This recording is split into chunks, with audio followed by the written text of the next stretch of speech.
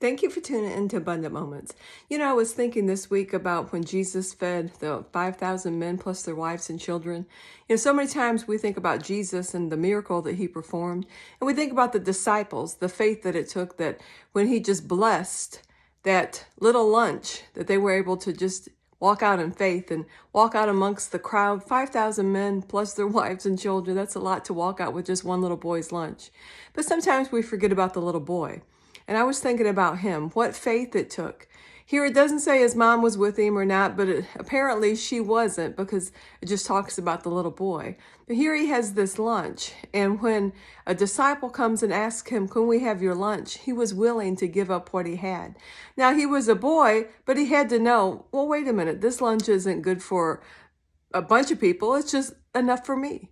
But yet he was willing to give it up. I don't know if he gave it up because he thought, well, this is going to go to Jesus because, he's the speaker here. He's the one that everybody came to hear and see. Whatever the thoughts were in his mind, he was willing to give something that wasn't enough. And so many times in our lives, we feel like we should do something, but then we think, well, who am I? I'm not good enough. Or we should give something and we think, well, this isn't enough. But when we give what we have and who we are, then God blesses it. And we never know how far-reaching what we give will benefit to many, many people. Sometimes we just see the very first one that it blesses, but the blessing of the Lord goes on and on.